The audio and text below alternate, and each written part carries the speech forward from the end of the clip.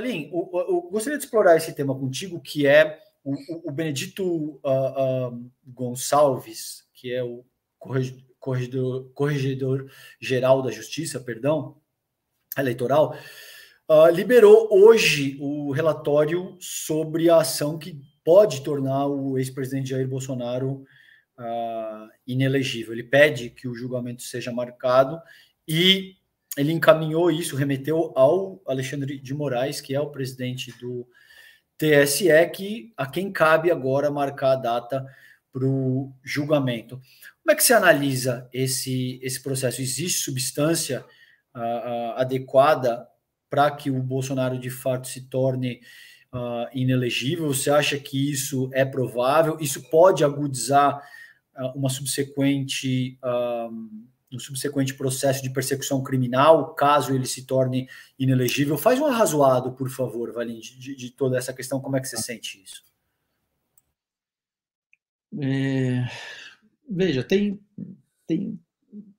também planos, né, perspectivas de análise dessa situação, né, eu sempre sou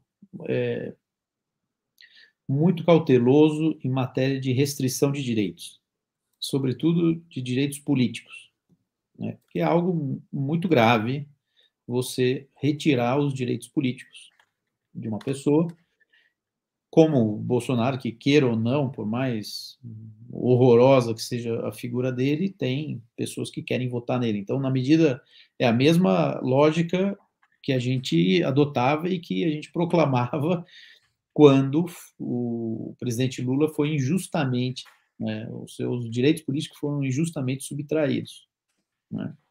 Quem fala, olha, né, é claro que há uma violação ao direito político do Lula ser votado, mas há também uma violação aos direitos políticos de milhões de pessoas que não têm essa figura, né, em quem eles vão votar.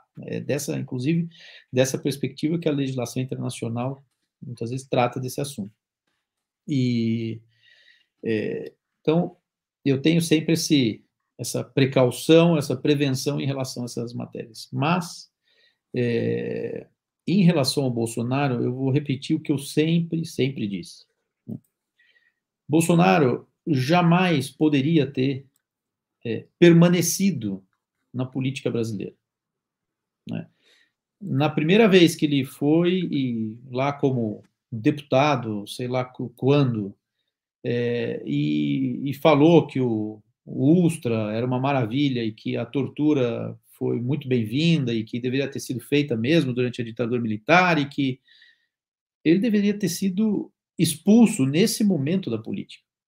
Então, eu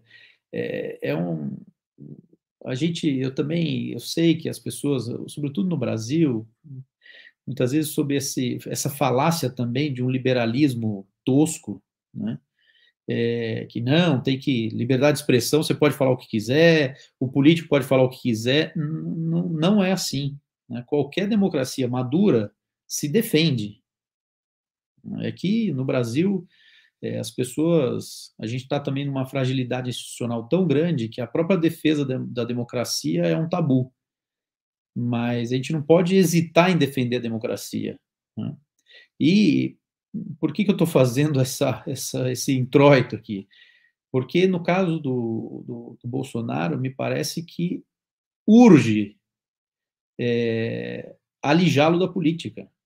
É urgente tirar esse cara da política, com todas as consequências que advirão de uma decisão dessa. É claro que isso vai gerar uma certa comoção, vai gerar um ruído, mas, enfim, faz parte. E pode ser que outra figura tão horrorosa como ele surja, e claro também que não é só o Bolsonaro o culpado disso, né? Nós temos eleitores que o levaram à presidência da República. É um problema da sociedade brasileira, né?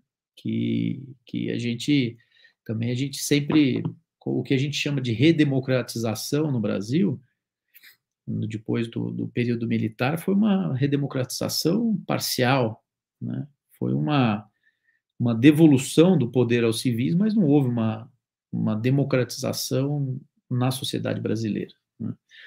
Então, para te responder, César, me parece que há, sim, elementos para a inelegibilidade do Bolsonaro, e me parece que uma decisão nesse sentido seria muito saudável para a democracia brasileira.